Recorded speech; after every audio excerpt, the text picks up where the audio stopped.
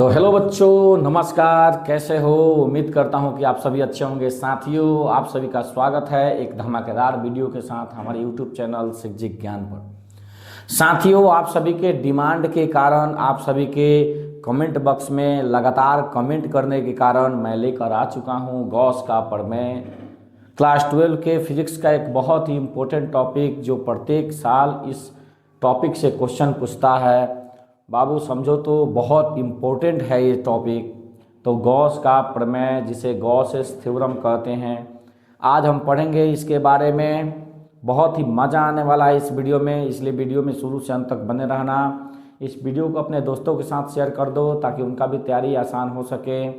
और अगर आप बिहार बोर्ड से 2027 में इंटरमीडिएट का एग्ज़ाम देने जा रहे हैं तो इस वीडियो में शुरू से अंत तक बने रहना। साथियों, तो सबसे पहले मैं आप सभी को बता दूं कि आज इस वीडियो में हम लोग क्या क्या पढ़ने वाले हैं। तो साथियों देखिए, जैसे स्क्रीन पर आप सभी को दिख रहा होगा, मेन तो हमारा मकसद है इस वीडियो बनाने का गॉस का प्रमेय। लेकिन गॉस का प्रमेय पढ़ने से पहले आपको 2-3 छोटे छोटे टॉपिक होते हैं, उनको पढ़ना पड़ेगा, तभी गॉस का प्रमेय समझ में आएगा। वरना अगर आप उनको नहीं पढ़ते हो तो गॉस का प्रमेय आपको समझ में नहीं आएगा। ठीक है, अभी कौन कौन से टॉपिक होते हैं जिसको हम पहले डिस्कस करेंगे, जिसको हम पहले पढ़ेंगे, तब हम गॉस के प्रमेय की तरफ बढ़ेंगे। तो साथियों, ये टॉपिक कौन कौन से होते हैं? तो सबसे पहले होता है साथियों क्षेत्रफल वेक्टर। यहाँ पर आपको दिख सकता है क्षेत्रफल वेक्टर, इसके बारे में पढ़ेंगे। क्षेत्रफल वेक्टर के बारे में पढ़ेंगे। फिर हम पढ़ेंगे घन कोण के बारे में पढ़ेंगे। किसके बारे में पढ़ेंगे जी? घन कोण के बारे में पढ़ेंगे। और फिर हम आगे बढ़ेंगे तो पढ़ेंगे विद्युत फ्लक्स के बारे में पढ़ेंगे। किसके बारे में पढ़ेंगे? विद्युत फ्लक्स के बारे में पढ़ेंगे। और तब हम कहाँ जाएंगे? गॉस के प्रमेय की तरफ जाएंगे। कहाँ जाएंगे? गॉस के प्रमेय की तरफ जाएंगे। तो अब गॉस का प्रमेय अगर अच्छे से समझना है तो पहले इस टॉपिक को, यानी क्षेत्रफल वेक्टर, या जिसे क्षेत्रफल सदिश कहा जाता है, इसको पढ़ना पड़ेगा। फिर आपको पढ़ना पड़ेगा घन कोण को पढ़ना पड़ेगा। फिर आपको पढ़ना पड़ेगा विद्युत फ्लक्स के बारे में पढ़ना पड़ेगा। और कैसे? बिल्कुल आसान भाषा में। ठीक है साथियों, बहुत ही मज़ा आने वाला है। तो बहुत मज़ा आने वाला है। ठीक है, तो वीडियो में शुरू से अंत तक बने रहा। तो देख सकते हो आप, हम मेन क्या पढ़ेंगे। मेन हमारा है इस वीडियो बनाने का मकसद गॉस प्रमेय। मेन हमारा एम क्या है? गॉस का प्रमेय। लेकिन गॉस का प्रमेय अगर अच्छे से समझना है भाई, तो सबसे पहले हमें क्षेत्रफल सदिश, या जिसे क्षेत्रफल वेक्टर कहते हैं, घन कोण जो होता है, घन कोण के बारे में पढ़ना है। फिर हमें विद्युत फ्लक्स के बारे में। तब जब हम ये तीनों पढ़ लेंगे तो हम कहाँ चलेंगे? गॉस के प्रमेय की तरफ चलेंगे। तो चलो कॉपी और पेन लेकर बैठ जाओ और वीडियो को पॉज कर करके भाई नोट्स बनाते चलना। ठीक है, चलो आगे बढ़ते हैं, तब वीडियो की शुरुआत करते हैं। तो साथियों चलिए वीडियो की शुरुआत करते हैं।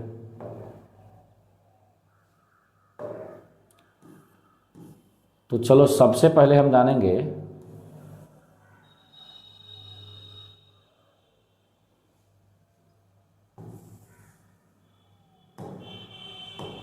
क्षेत्रफल वेक्टर क्या होता है। तो क्षेत्रफल वेक्टर क्या होता है? क्या है जी? आगे हमारा टॉपिक है क्षेत्रफल वेक्टर। आखिर ये क्षेत्रफल वेक्टर क्या होता है? ये कौन सी बला है भाई? तो देखो, क्षेत्रफल वेक्टर कहो या इसी को क्षेत्रफल सदिश भी कहता है। क्या कहता है जी? क्षेत्रफल सदिश। आप इसी को क्षेत्रफल सदिश भी कह सकते हो। ठीक है, क्षेत्रफल सदिश याद रखना। आप क्षेत्रफल वेक्टर कहो चाहे क्षेत्रफल सदिश कह सकते हो। देखो, ऐसा देखा गया है कि असल में क्षेत्रफल जो होता है ये एक अदिश राशि है, लेकिन गणितीय रूप से जब इसका प्रयोग दिशा के साथ किया जाता है, इसके दिशा का प्रयोग किया जाता है, इसको दिशा के साथ प्रयोग किया जाता है गणितीय रूप से, तो क्षेत्रफल को सदिश राशि माना जाता है। क्या माना जाता है? सदिश राशि। तो आप इसका क्या डेफिनेशन लिख सकते हो? सबसे पहले इसको समझ जाओ। जैसे मान लो कि ये कोई पृष्ठ है, तो जैसे मान लो कि ये कोई पृष्ठ है, ठीक है, अब ये मान लो कि इसका क्या है भाई, क्षेत्रफल है, इसका क्या है, क्षेत्रफल है, ये क्या है, इसका क्षेत्रफल है। अब कहेंगे कि इसका क्षेत्रफल सदिश कहाँ होगा, इसका क्षेत्रफल सदिश कहाँ होगा। तो बाबू याद रखना, क्षेत्रफल गणितीय रूप से एक सदिश राशि है जिसका दिशा, ये जो तल दिख रहा है ना, तल के लंबवत होता है, और तल के लंबवत आपका क्या होता है जी, ऊपर की ओर होता है। तल के लंबवत होता है और कहाँ होता है जी, ऊपर की ओर होता है। क्षेत्रफल सदिश की दिशा क्या होता है जी, तल के लंबवत, यानी तल के साथ 90 डिग्री का कोण बनाए और ऊपर की ओर होता है। और एक बात याद रखना, ये हो गया इसका क्षेत्रफल सदिश। इसका दिशा जो होगा हम इसको लिखते हैं एन कैप से लिखते हैं, एन कैप से लिखते हैं, ठीक है। ये हो गया इसका क्षेत्रफल सदिश, इसका दिशा हो गया एन कैप हो गया, याद रखना। तो इसका अगर हम डिफिनीशन लिखें तो लिख सकते हैं क्षेत्रफल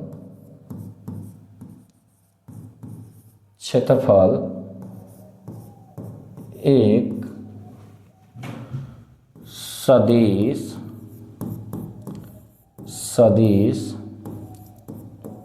राशि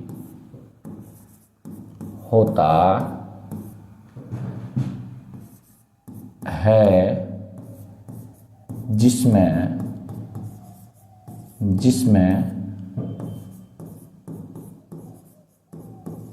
परिमाण के साथ साथ दिशा भी होती है, ठीक है। क्षेत्रफल क्या है जी, एक सदिश राशि है जिसके दिशा, क्षेत्रफल एक सदिश राशि है जिसमें परिमाण के साथ साथ क्या होता है जी, दिशा होता है। और इसको लिख सकते हो, इसकी दिशा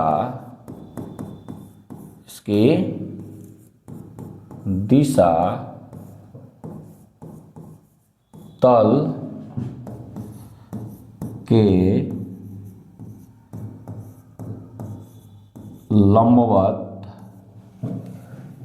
लंबवत ऊपर की ओर, या इसको आप बाहर की ओर बोल सकते हो, ऊपर की ओर बोलो चाहे बाहर की ओर, ऊपर की ओर होती है, ठीक है। तो क्षेत्रफल क्या है जी, एक सदिश राशि है जिसमें परिमाण के साथ साथ क्या होता है जी, दिशा भी होता है भाई। और इसकी दिशा क्या होती है, तल के लंबवत। देखो ये क्षेत्रफल था, ये क्या था जी, हमारा क्षेत्रफल था किसी तल का, और इसका दिशा क्या है, तल के लंबवत है, और ऊपर की ओर कहो बाहर की ओर कहो, ये इसका, ये आपका हो गया क्षेत्रफल सदिश हो गया, और ये इसके दिशा को व्यक्त करता है, ठीक है। अब देखो इसको हम कैसे गणितीय रूप से कैसे लिख सकते हैं, तो देखो अगर हम लिखना चाहें क्षेत्रफल सदिश ए वेक्टर बराबर लिखना चाहें, ए वेक्टर बराबर हम लिख सकते हैं ए इंटू एन कैप लिख सकते हैं, जहां आप लिख सकते हो, जहां ए जो है ये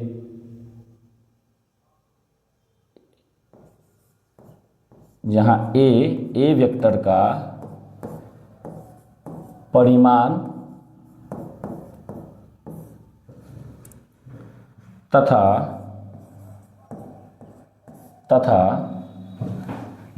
एन कैप जो है,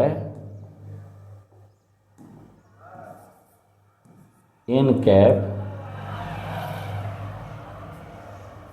ए वेक्टर का दिशा है, क्या है जी, एन वेक्टर का दिशा है, ठीक है। तो आप क्षेत्रफल सदिश को गणितीय रूप से कैसे लिख सकते हो, ए वेक्टर बराबर ए इंटू एन कैप, जहां ए जो आपका है, ए वेक्टर क्या है जी, परिणाम है, ए वेक्टर का क्या है, परिणाम है, तथा एन कैप क्या है, ए वेक्टर का दिशा है, ए वेक्टर के दिशा को व्यक्त करता है। तो देखो कितना आसान, क्षेत्रफल वेक्टर क्या होता है, क्षेत्रफल सदिश क्या होता है। ठीक है, बहुत ही छोटा सा डिफिनीशन है, बहुत ही छोटा सा टॉपिक है, और उम्मीद करता हूँ कि आपको अच्छे से समझ में आया होगा। बस क्या याद रखना है, क्षेत्रफल एक सदिश राशि होता है जिसमें परिमाण के साथ साथ क्या होता है जी, दिशा भी होती है, और इसकी दिशा क्या होती है, तल के लंबवत ऊपर की ओर होती है। ठीक है, ये मान लो कोई क्षेत्रफल है और इसका तल के लंबवत क्या है, ऊपर की ओर होता है, जहाँ एन कैप इसके दिशा को व्यक्त करता है, और ए वेक्टर जो होता है क्षेत्रफल सदिश होता है। ठीक है, अब इसे गणितीय रूप में इस प्रकार से लिख सकते हैं, एक ए वेक्टर बराबर ए इंटू एन कैप, जहाँ ए जो होता है क्षेत्रफल सदिश का परिमाण को व्यक्त करता है, और एन कैप जो होता है क्षेत्रफल सदिश का क्या होता है, दिशा को बताता है। चलो, उम्मीद करता हूँ कि अच्छे से समझ में आया होगा। तो फिर आगे बढ़ते हैं, इसको सेव कर देते हैं।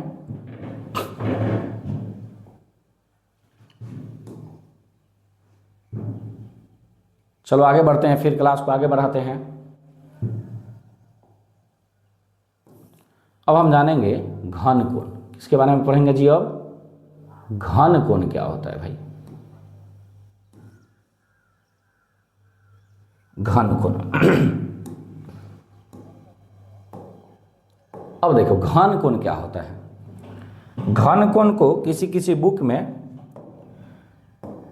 ठोस कोण भी लिखता है, तो घबराना मत, घन को हम क्या कहते हैं जी, ठोस कोण भी कहते हैं, याद रखना। तो घन कोण को आप घन कोण कहो, सॉरी, या घन कोण कहो या ठोस कोण कहो, दोनों का मतलब क्या होता है, एक ही होता है।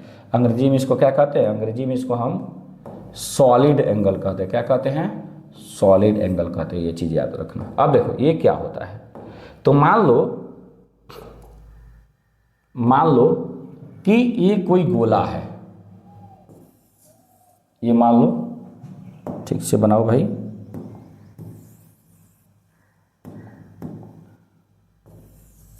ये मान लो कि कोई गोला है। ठीक है, ये मान लो कि कोई गोला है, और ये जो है, ये जो आप देख रहे हो इसके बीच वाला, ये संपूर्ण इसका क्या है, क्षेत्रफल है। तो मान लो कि यहां पर हमने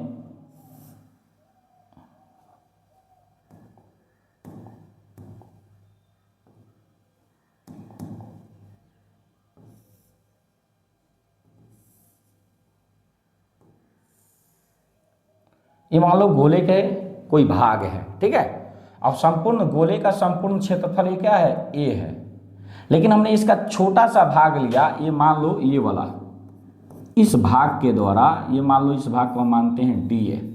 अब किसी गोले के छोटे से भाग को लिखना होता है तो उसको क्या कहते हैं जी, हम डी ए कहते हैं। क्या कहते हैं, डी ए कहते हैं। ठीक है, चूंकि गोले के संपूर्ण भाग का क्षेत्रफल क्या है, ए है, लेकिन इसके छोटे से भाग का क्षेत्रफल हमने क्या माना है, डी ए माना है, इसका एक छोटा सा भाग है।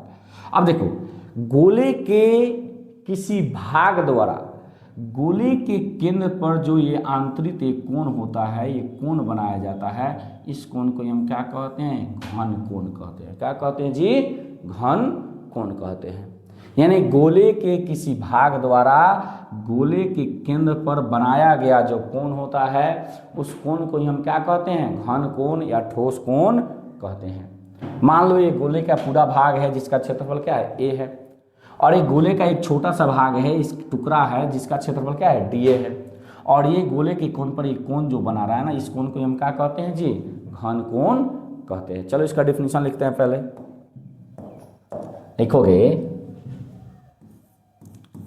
गोले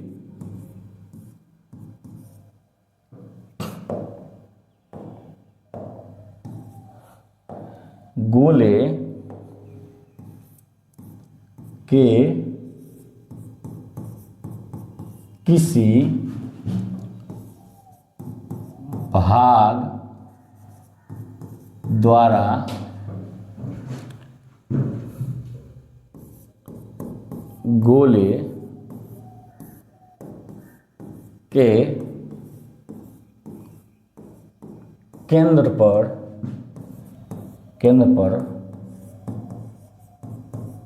बनाए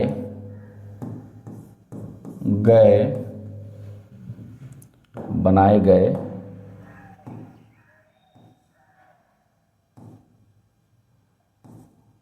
बनाए गए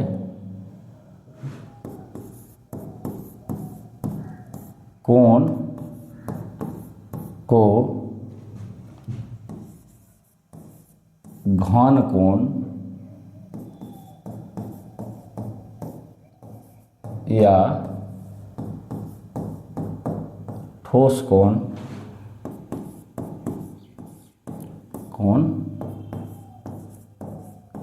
कहते हैं, याद रखना। तो गोले के किसी भाग द्वारा गोले के केंद्र पर जो कोण ये बनाया जाता है, इस कोण को हम क्या कहते हैं जी? घन कोण कहते हैं, या इसी को हम क्या कहते हैं भाई? ठोस कोण कहते हैं। तो देखो कितना अच्छा। अब चलो इसका फॉर्मूला कैसे निकालोगे? अब देखो छोटे भाग द्वारा छोटा कोण बन रहा है भाई, तो छोटा कोण ही होगा ओमेगा। ठीक है। अब देखो घन कोण को ओमेगा से रिप्रेजेंट किया जाता है, लेकिन जब घन कोण छोटा होगा, छोटे भाग द्वारा बनाया जाएगा, तो उससे छोटा रिप्रेजेंट करेंगे। ठीक है। यानी जैसे मान लो हम लिख सकते हैं घन कोण बराबर होता है, यानी इसको हम लिख सकते हैं डी ओमेगा। इसको क्या लिख सकते हैं जी? डी ओमेगा लिख सकते हैं। तो डी ओमेगा बराबर हम लिख सकते हैं डी ए बटा आर स्क्वायर। अब जहाँ डी ए क्या होता है जी? तो इस छोटे से भाग का क्या होता है? क्षेत्रफल होता है। और आर क्या होता है? इसका त्रिज्या, यहाँ से लेकर यहाँ तक का क्या होता है जी? ये त्रिज्या होता है। ठीक है। यानी आप कह सकते हो कि किसी गोले के किसी भाग का क्षेत्रफल तथा उसके त्रिज्या के अनुपात को हम क्या कहते हैं? घन कोण कहते हैं। तो आप इस फॉर्मूला से घन कोण का फॉर्मूला याद रख सकते हो, यानी डी ओमेगा बराबर डी ए अब बटा में क्या होगा? आर स्क्वायर, जहाँ आर क्या होता है? गोले का त्रिज्या होता है। जहाँ लिख सकते हो जहाँ आर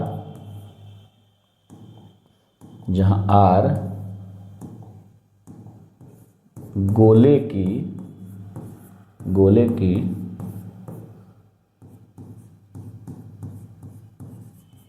त्रिज्या है। क्या है जी? गोले की त्रिज्या है। ठीक है। तो आप इस प्रकार से घन कोण को डिफाइन कर सकते हो। चलो उम्मीद करता हूँ कि समझ में आया होगा। आगे बढ़ते हैं, कमेंट करके बताओ समझ आया कि नहीं आया। आगे बढ़ते हैं। अब देखो, यही अगर घन कोण, ये जो सतह आपको दिख रहा है गोले का एक भाग, अगर ये अभी सीधा है, अगर ये तिरछा होता है तब क्या होता है? तो आगे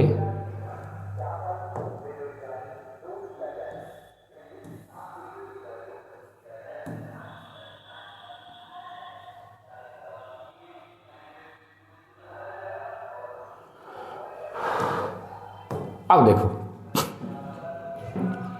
अगर यह सतह तिरछा होता है तो क्या होता है? अब देखो, जैसे बना रहा हूं मैं,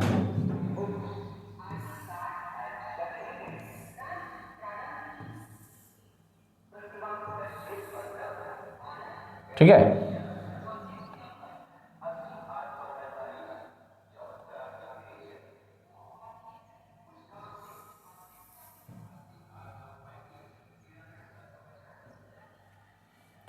थोड़ा सा गड़बड़ हो रहा है भाई।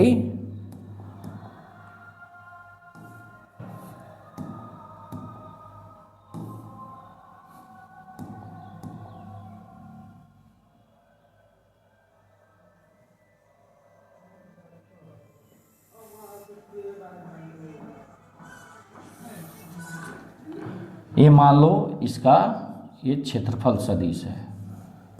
ठीक है। ये क्या है जी? इसका क्षेत्रफल सदिश है। ठीक है। और मान लो कि ये अभी देखो इसका सतह जो है तिरछा दिखाई दे रहा है।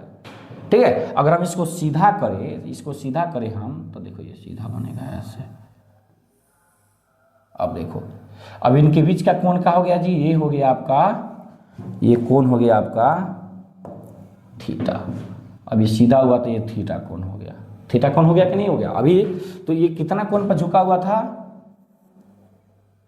इसके बीच का जो कोण था क्या था? थीटा था। और यहाँ जो कोण बन रहा है ये तो आपका होगा ओमेगा ही, ये क्या होगा जी, डी ओमेगा होगा। तो साथियों जब सरफेस क्या हो, तिरछा हो, या कहें तो ए वेक्टर के बीच का जो कोण हो, ए वेक्टर के बीच का कोण का हो, थीटा हो, यानी ये जो आपको दिखाई दे रहा है इसको हम लिखेंगे डी ए, ठीक है। इसके बीच का कोण और इसके बीच का कोण क्या हो जी, थीटा हो, ठीक है। या इसको आप ऐसे लिख दो, यहां लिख दो इसको डी ए। इन दोनों के बीच का जो कोण है ये क्या हो जी, थीटा हो। तो हम इसका क्या निकालते हैं, घटक निकालते हैं। जैसे मान लो ये क्या था, डी ए था, अब ये कहाँ, यहाँ घसक के आ गया, यहाँ पर आ गया, तो इसका घटक हो जाएगा डी ए कॉस थीटा। क्या होगा, डी ए कॉस थीटा। इसका घटक निकालते हैं, जब तिरछा सतह रहता है तब हम उसका क्या निकालते हैं जी, घटक निकालते हैं। जब तिरछा सतह रहता है तो पहले क्या था, डी ए, पहले क्या था जी, डी ए, इसको हटा दो, ये डी लिख दिए हैं। तो ई पहले क्या था, सतह का डी ए था, इसका क्षेत्रफल अल्पांश, लेकिन अब इसका हम घटक निकाले हैं तो ये घटक हो जाएगा D A cos theta.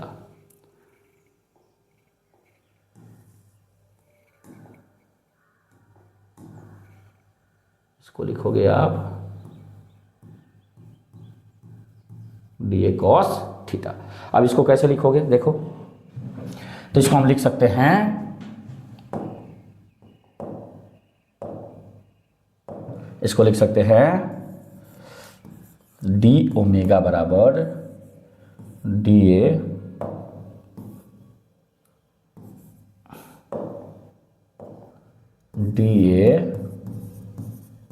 Cos theta और बटा में क्या, आर स्क्वायर।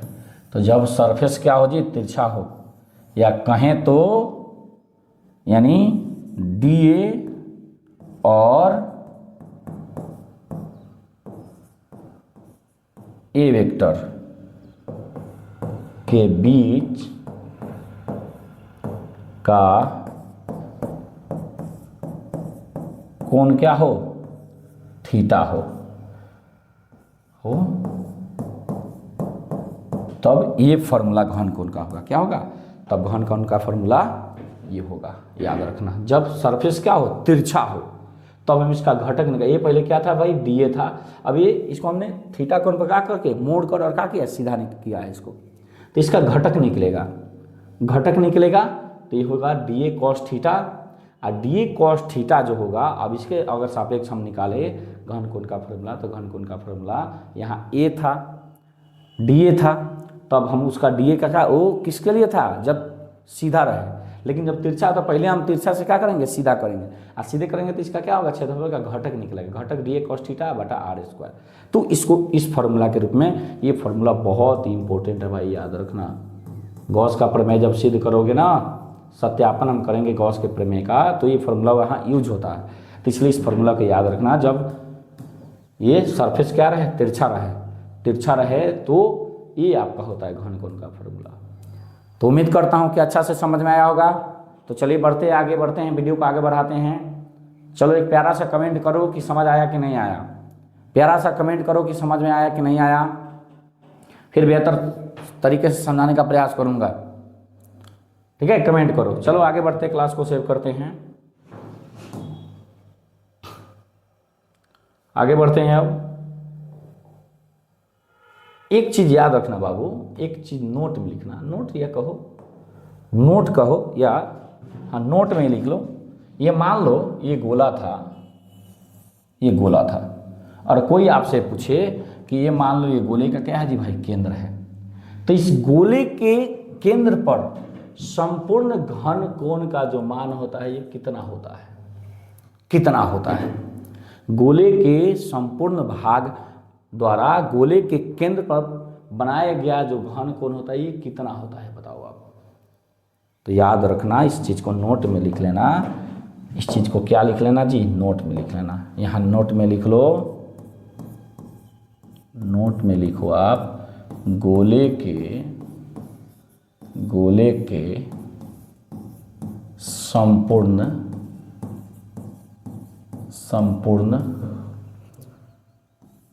भाग द्वारा गोले के केंद्र पर बनाया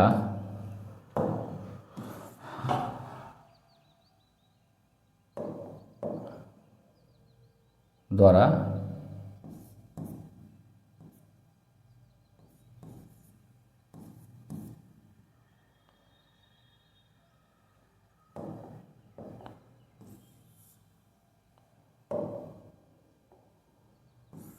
गोले के केंद्र पर बनाया गया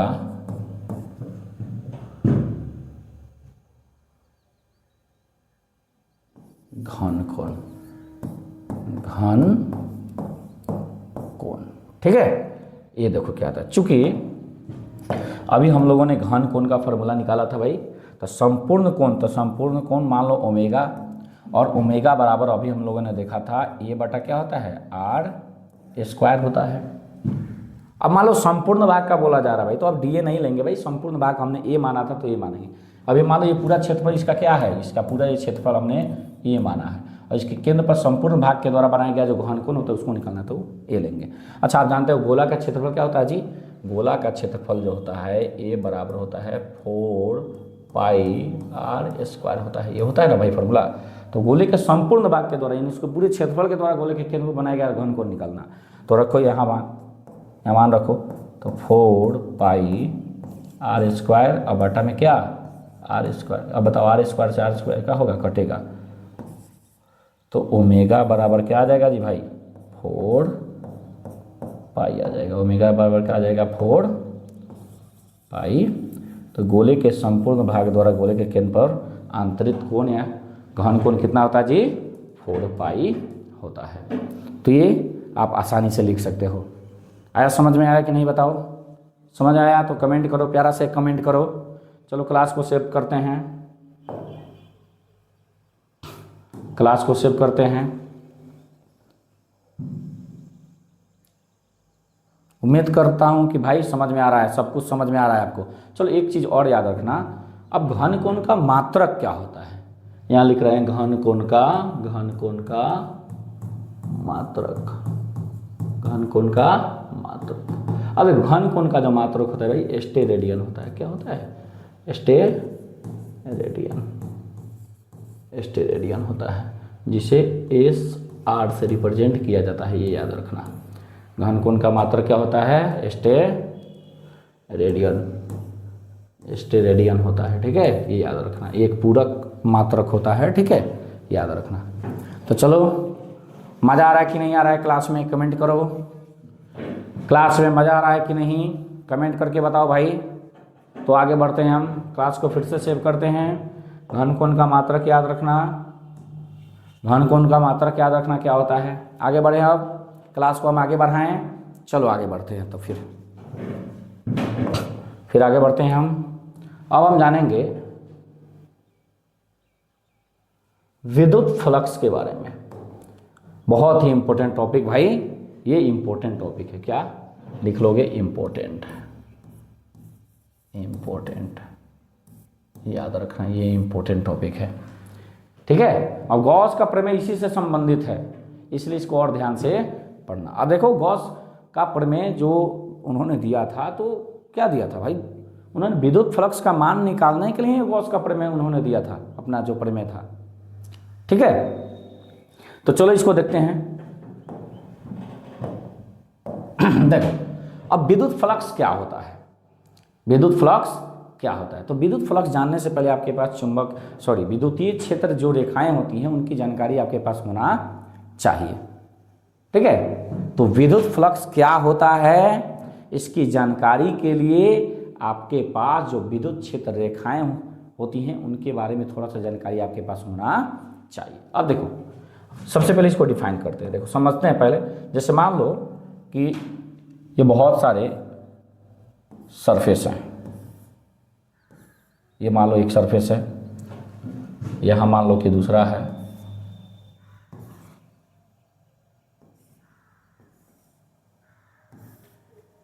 ठीक है, बस इतना ही समझो।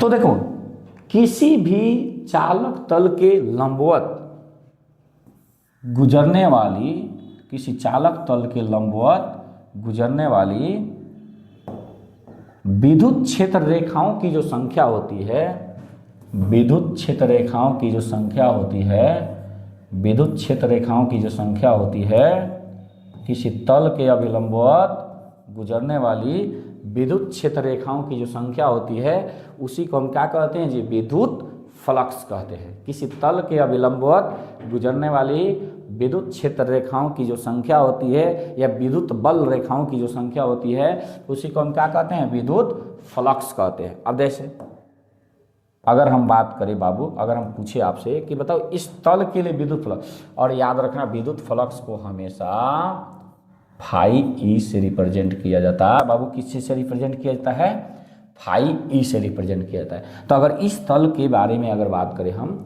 कि फाई ई का वैल्यू क्या होगा, तो इस तल के लिए बाबू फाई ई का जो वैल्यू होगा वो क्या होगा, 2 होगा। क्या होगा, 2। देखो आप इस तल का विलंबत कितने रेखाएं गुजर रही है, ये 1 हो गया, ये क्या हो गया, 2 हो गया। तो ये क्या होता है, किसी तल के अभिलंबवत गुजरने वाले विद्युत क्षेत्र रेखाओं की जो संख्या होती है, उसी को हम क्या कहते हैं, विद्युत फ्लक्स कहते हैं। ठीक है, अब देखो इस तल के लिए आप बताओ, कमेंट करो। इस तल के लिए मान लो ये तल मान लो बी है,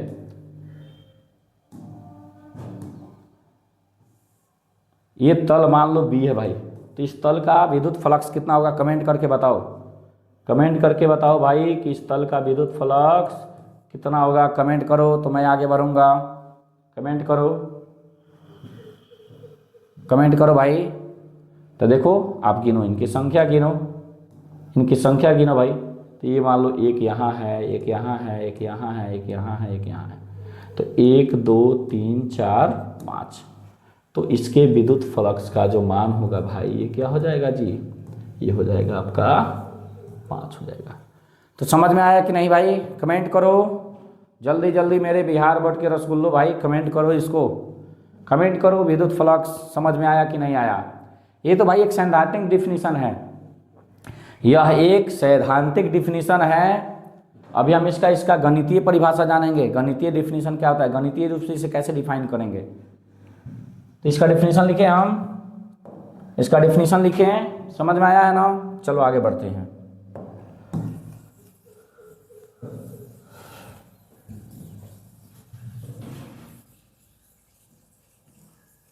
चलो, तो इसको लिखोगे आप किसी,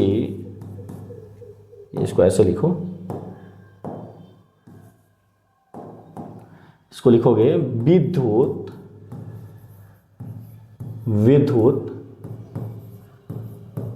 क्षेत्र में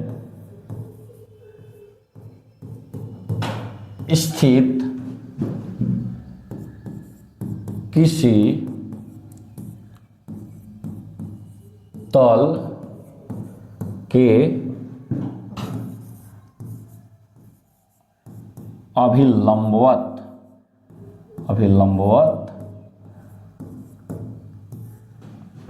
गुजरने वाली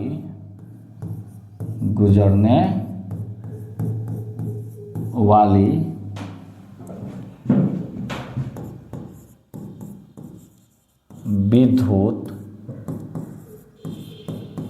क्षेत्र रेखाओं की संख्या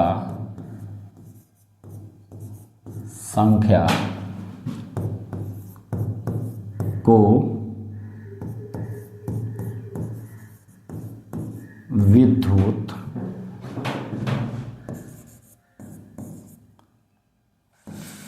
फ्लक्स कहते हैं। क्या कहते हैं जी, विद्युत फ्लक्स कहते हैं। इसे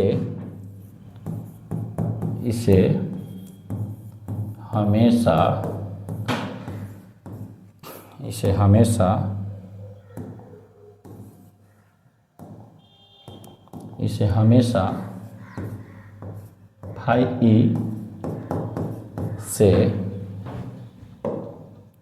फाई से सूचित किया जाता है,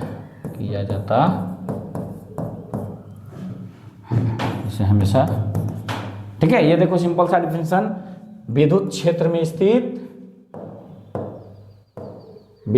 में स्थित किसी तल के अविलंबवत गुजरने वाली विद्युत क्षेत्र रेखाओं की संख्या को हम क्या कहते हैं, विद्युत फ्लक्स कहते हैं। और इसे हमेशा फाई ई से रिप्रेजेंट किया जाता है, फाई ई से सूचित किया जाता है। जल्दी से डिफिनीशन लिखो। ये इसका सैद्धांतिक डिफिनीशन हुआ भाई, अभी हम इसका गणितीय डिफिनीशन जानेंगे। चलो जल्दी से लिखो। क्लास को सेव करते हैं, आगे बढ़ते हैं। वीडियो को पॉज करके लिख सकते हो, या बाद में वीडियो को पॉज करके या स्क्रीनशॉट ले लो, अभी लिख सकते हो। आगे बढ़े। अब चलो इसे गणितीय, इसका गणितीय परिभाषा क्या होता है। देखो विद्युत फ्लक्स का गणितीय परिभाषा। अब देखो विद्युत फ्लक्स का गणितीय परिभाषा क्या होता है। सबसे पहले एक हम तल बनाते हैं। ये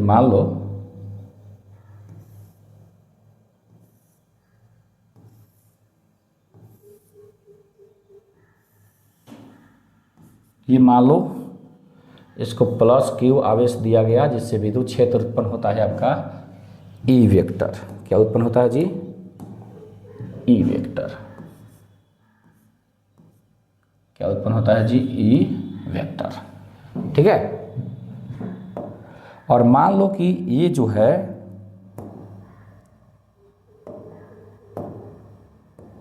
अब मान लो कि ये जो आपका एक छोटा सा भाग दिखाई दे रहा है, इसका क्षेत्रफल अल्पांश, ये मान लो आप कि इसका है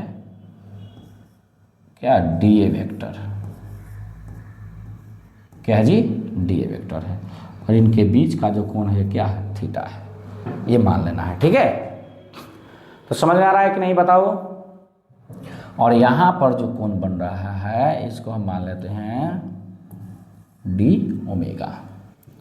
ठीक है, ये मान लो कि कोई सरफेस है जिसको हमने प्लस क्यू आवेश दिया, तो इससे एक विद्युत क्षेत्र ई वेक्टर उत्पन्न हुआ।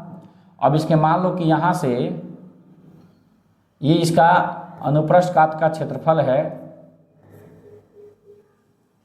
ये थोड़ा सा एक काम करो, ये जो है ना भाई,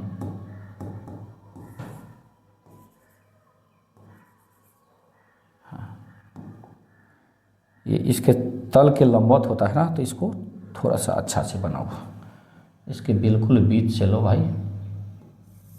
यहाँ से लो। ये हो गया मान लो डी ए वेक्टर। ठीक है, अब यहाँ पर जो कोण होगा थीटा होगा। ठीक है, तो अब देखो, अब कह सकते हो कि विद्युत क्षेत्र, इसको डिफाइन कर सकते हो, किसी विद्युत क्षेत्र के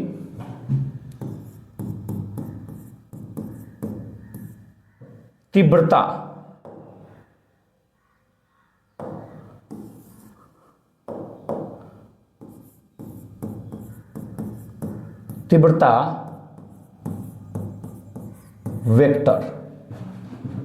वेक्टर, आप इसको लिख लो क्या,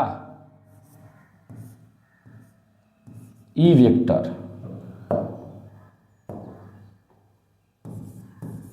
तथा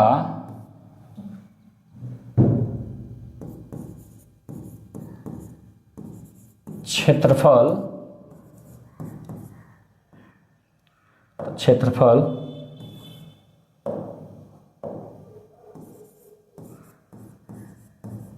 अल्पांश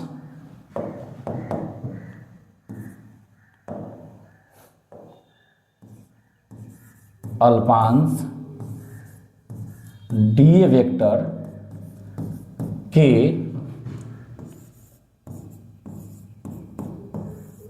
अदिश गुणनफल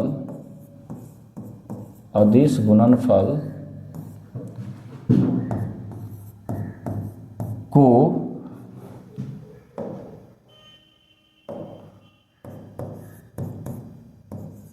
विद्युत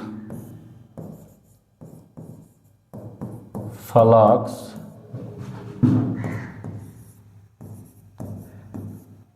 कहते हैं, क्या कहते हैं जी?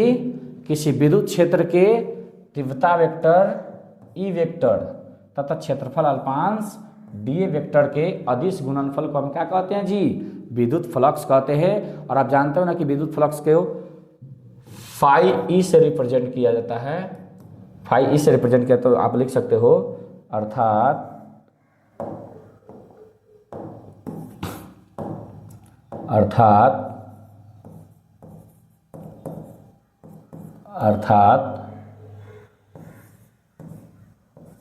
फाई ई बराबर ई वेक्टर डॉट, अदिश गुणनफल डॉट होता है, सदिश गुणनफल क्रॉस होता है, याद रखना। ई vector dot D A vector, कोई दिक्कत? और आप जानते हो ना कि दो सदिशों का जो अदिश गुणनफल होता है, जैसे मान लो A vector cross dot B vector होता है, तो ये क्या होता है? ए बी कॉस थीटा होता है। तो इसी तरह से यहाँ करोगे तो यहाँ से हो जाएगा भाई फाई ई बराबर हो जाएगा, फाई ई बराबर क्या होगा? ई डी ए कॉस थीटा। तो ये आपका हो जाएगा विद्युत फ्लक्स का व्यंजक। ये क्या हो जाएगा? विद्युत फ्लक्स का व्यंजक।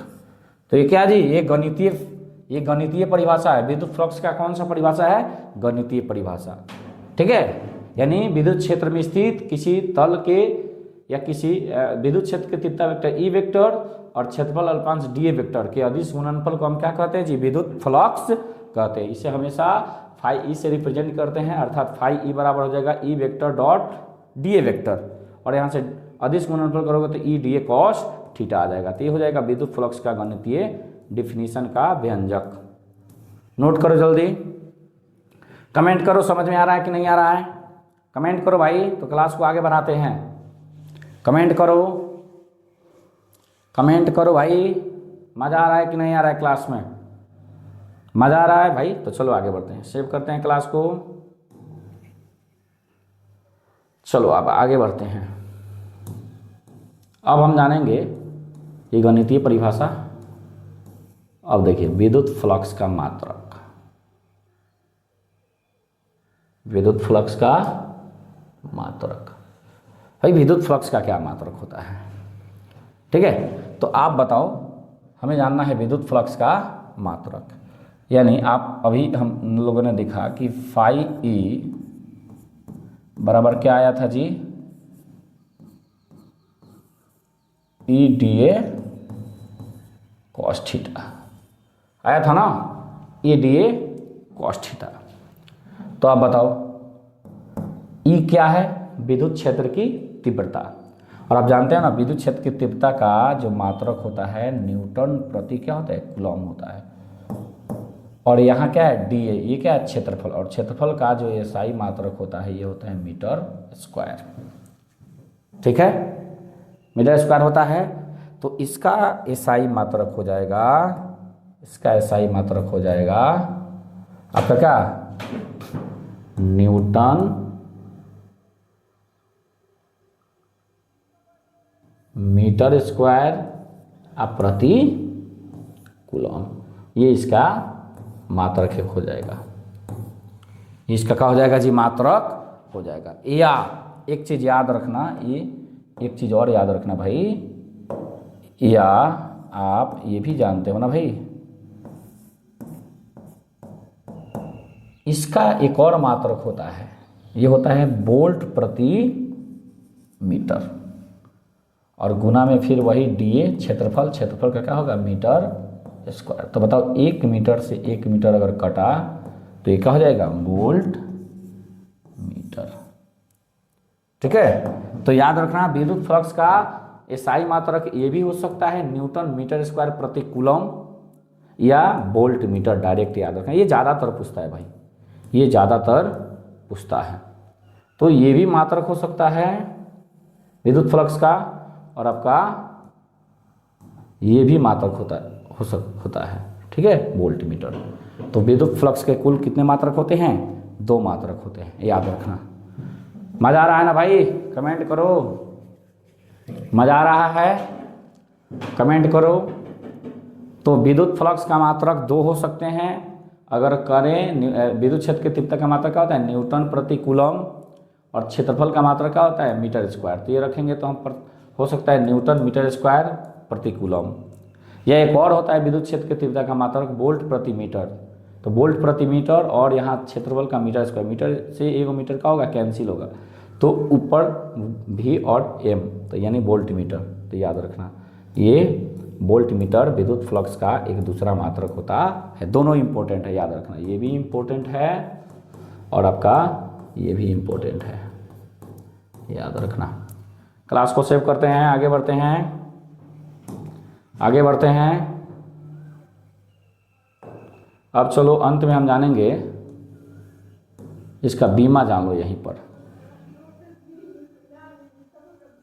इसका बीमा जान लो। बीमा जान लो, विद्युत फ्लक्स का बीमा। ये थोड़ा समय के लिए मान लो कि ये, इसको हटाओ, ये मान लो भाई, इसको हटा दो। अरे हटाओ क्या, हटाने की क्या बात है भाई, इसको नोट आगे बना देते हैं हम। मान लो हमें विद्युत फ्लक्स का बीमा, विद्युत फ्लक्स का बीमा,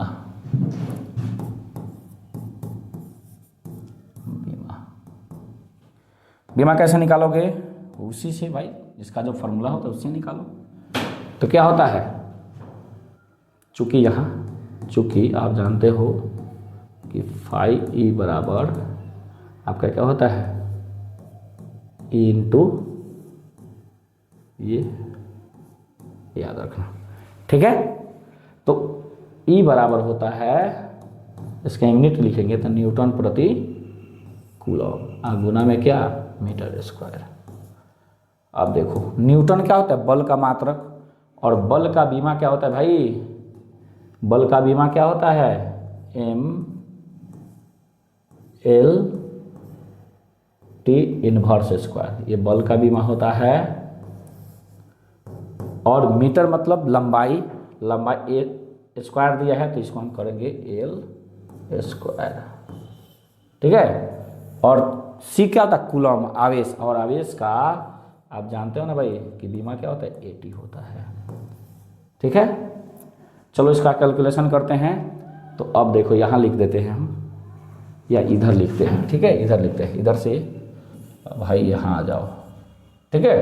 अब देखो यहाँ m है तो m लिखेंगे, m है। यहाँ देखो एक l और यहाँ 2l, तो क्या हो जाएगा, एल क्यू हो जाएगा, तो हो जाएगा एल क्यू। एक बात बताओ, यहाँ पर t इनवर्स स्क्वायर है और नीचे एक और t है, तो यह t ऊपर जाएगा तो पावर क्या होगा, माइनस में। तो यहाँ अगर मान लो कि पावर माइनस में होगा तो वहाँ -2 और -1, तो क्या हो जाएगा, -3। तो ये हो जाएगा t-3। और फिर आपका क्या है जी, a है, a ऊपर जाएगा तो क्या हो जाएगा, a इनवर्स हो जाएगा। तो विद्युत फ्लक्स का बीमा बाबू ये होता है। विद्युत फ्लक्स का बीमा क्या होता है जी, विद्युत फ्लक्स का बीमा आपका होता है ml Q, T inverse Q और a इनवर्स, ये आपका विद्युत फ्लक्स का बीमा होता है। तो उम्मीद करता हूं कि ये वीडियो अच्छा से समझ आया होगा। तो अगर यह वीडियो समझ आया है तो वीडियो को लाइक करो, हमारे चैनल को सब्सक्राइब करो और एक प्यारा सा कमेंट बॉक्स में करो, ताकि आगे हम लोग और भी मेहनत करके आप सभी के लिए वीडियो लाएं। साथियों बहुत ही इम्पोर्टेंट आज का ये क्लास है, इसलिए ध्यान से पढ़ना। हर एक टॉपिक को मैंने पूरे बारीकी से पढ़ाया है। तो साथियों बस आप सभी का सपोर्ट चाहिए इस चैनल को आगे बढ़ाने में। तो मिलते हैं फिर, इस वीडियो का दूसरा पार्ट आएगा जिसमें हम गॉस के प्रमेय के बारे में जानेंगे। काफ़ी ज़्यादा टाइम हो चुका है, तो मिलते हैं इस वीडियो के दूसरे पार्ट में। गॉस के प्रमेय का जो दूसरा पार्ट आएगा, अब हम डायरेक्टली वहाँ क्या पढ़ेंगे, गॉस के प्रमेय के बारे में पढ़ेंगे, ठीक है। तो मिलते हैं एक धमाकेदार वीडियो के साथ, तब तक आप इस वीडियो को अपने दोस्तों के साथ शेयर करो। बहुत बहुत धन्यवाद। जय हिंद, जय भारत।